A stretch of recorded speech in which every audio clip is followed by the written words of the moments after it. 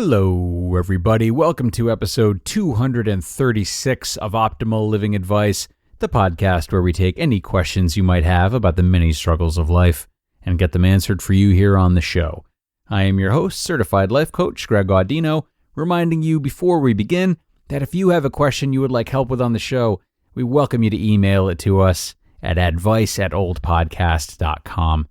And I highly appreciate you guys joining me today for a longer question that I'm extremely grateful to have in front of me here.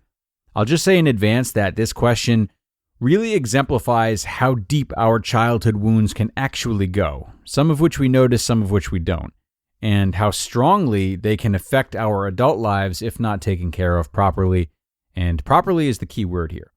We'll talk about that in the episode, but there's a lot to get through, so I will jump into the question now. A slogan that I come across over and over again in self-help is, "You are worthy of love," or something along those lines. When I hear this, I always think to myself, why? What makes me worthy of love? Though I have close family and friends, when it comes to the theater of romance, I never have, nor do I feel that I ever will, experience true love. I think that I am fundamentally unacceptable on a romantic level, and that no matter what I do, I am destined to spend my days alone and devoid of intimacy with another person. Maybe I am fundamentally flawed as a person. I've tried putting myself out there a number of times and taken the leap to ask people out, but every time it's just ended in rejection or abandonment. I grew up in a household where love was very conditional, with a bipolar mother and an absentee father, and I think that it might be impacting my approach to love, but I don't know what to do with that information. I have made great improvements in loving myself and accepting platonic love from those around me, but the specter romantic failure looms over me all of the time, and the loneliness that comes with it is a constant hint to me that no matter what I do, I'll never be truly worthy of love. Okay, Asker, many thanks for being so open and honest with this subject matter that is not easy and clearly means a lot to you. There's a lot in here that we could talk about, but I think a good start would be for us to trim this down to what the question is really about. Minus the noise, what you've come to me with is a claim that you're fundamentally unlovable. That's what you tell yourself, that's what you've believed, and maybe you want my opinion on whether or not you're lovable, maybe you want me to convince you that you're lovable, or maybe you don't care about my opinion and you instead want me to just help you live with this alleged truth that you're ready to believe in no matter what. Well, I'll tell you what. I think that both of us should look at this as we would any other claim or belief. So if I come up to you and tell you that I think a meteor is going to destroy the Earth tomorrow, that's not going to be enough to convince you, right? It's a pretty significant assumption and one that really involves your well-being. So you're going to want to look into this so you can know if it really has any legs. You're going to ask me for evidence. And if I just say, when you ask me for evidence, well, because a lot of people think that a meteor wiped out the dinosaurs, or, well, a fourth grader told me so, or, well, I just have a funny feeling and I like to trust my gut. You're probably not going to worry about it too much because I'm not even close to proving this thing. Now, how is your situation that you've come to me with any different? And I'm not trying to make you feel silly because I know what you're experiencing is serious, but I want to know if you have any actual evidence of this. Is there any concrete reasoning to back up your claim? Is there any kind of black and white criteria that constitutes what makes someone worthy of love and what doesn't? Of course there's not. Because love is far too layered, far too subjective, far too gray for any of that. There is no cosmic rule in place that determines who is and isn't lovable. And because of that, this remains nothing more than a story you're telling yourself. Therefore, you being unlovable is not the problem. The problem is you thinking you're unlovable. And even though it's admirable that you've tried to put yourself out there, that feeling is likely what's caused your attempts at relationships to fail, because you've been unable to break from the conclusion that you aren't lovable.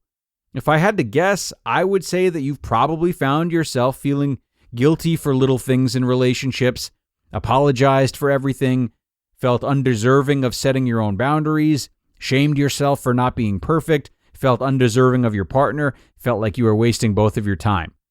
If any of that sounds familiar, it's likely that these types of things have caused your relationships to fizzle out, because this is the stuff that prevents other people from being let in. I'd also even suggest that some of your attempted relationships may have fizzled less than you thought, and rather a sense of rejection or abandonment was more perceived by you because it always has been, which would have only accelerated the process of others not feeling let in and ultimately not feeling as though the relationships were good fits. But don't get down on yourself for that. Don't love yourself less for that. Because even if all of that is true, it still is not you being unlovable or unworthy of love. It's still the fact that you've believed you are. And even if you put yourself out there, you never stood a good chance of finding compatibility with that type of feeling leading the way, as it has been. So spend some time pondering how you've navigated your relationships under an assumption backed by no evidence, and then really reassess whether or not there's anything you can do to find love. You may have tried a lot to put yourself out there, but it doesn't sound to me like you've tried anything without the childhood lie steering the ship. Spend your time thinking about that. And look, don't worry about the slogan of being worthy of love that you mentioned in your question. Whether or not you agree with that ideology, it's not like simply saying it aloud is going to unpack an entire childhood worth of conditional parental love. For that reason, I would recommend steering clear of the self-help, at least self-help that pertains to romance, and focus instead on therapy. Like, as I said recently, even good self-help content is only useful for people who have relatively strong foundations and are just looking to make some little improvements and discover new things. When it comes to a deep-seated issue, good self-help can definitely open doors, some of which may lead to long-term changes for the better, for sure. But breaking childhood patterns and abandonment issues, that's something that requires a lot of time and work and assistance from a professional. No quote or article listing 10 reasons why you deserve lasting love is going to do that. If anything, something like that is likely to make you feel entitled and as though you don't have to put effort into your relationships, which is worse, much worse.